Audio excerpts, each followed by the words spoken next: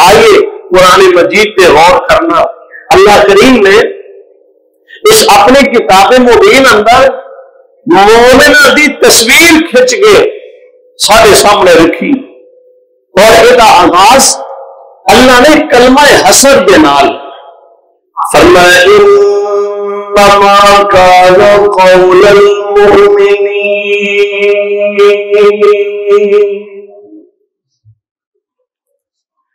انما كان قول المؤمنين اذا دعوا الى الله ورسوله ليحكم بينهم ان يقولوا سمعنا واطعنا وَأُولَٰئِكَ هُمُ الْمُفْلِحُونَ.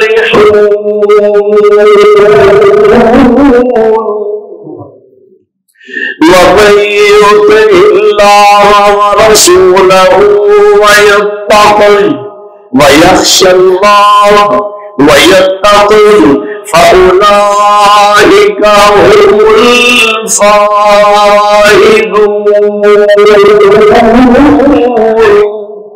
اللہ پاک فرما رہے ہیں اہل اسلام توجہ فرمانا انما کان قول المؤمنین.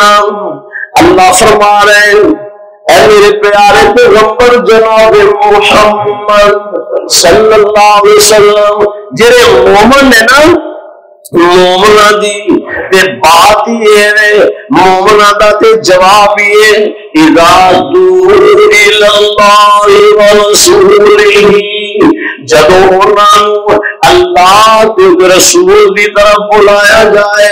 کی مطلب ہے جدو اللہ دا حکم انہاں سنایا جائے مدینے والے مصطفیٰ دا فرمان انہوں سنایا جائے.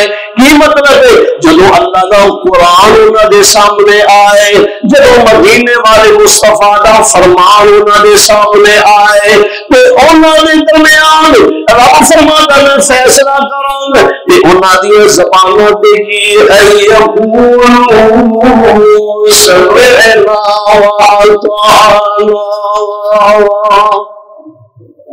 ایک اصول ایک کسوٹی اور ایک نقطہ جنہاں صحابہ کرام رضوان اللہ علیہ اجمعین اور اول مومن جنہ کی وجہ تو پھر میرے اللہ نے فرمایا انہوں نے بارے لقد رضی اللہ عن المؤمنین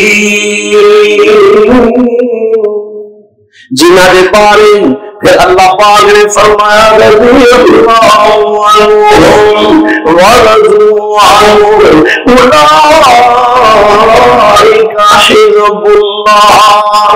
لوگوں میں انہاں تے راضی ہاں اور میرے تے راضی نے تو میں نے اپنی جماعت بنا لیا ہے. یہ میرا لشکر ہے یہ میری جماعت ہے.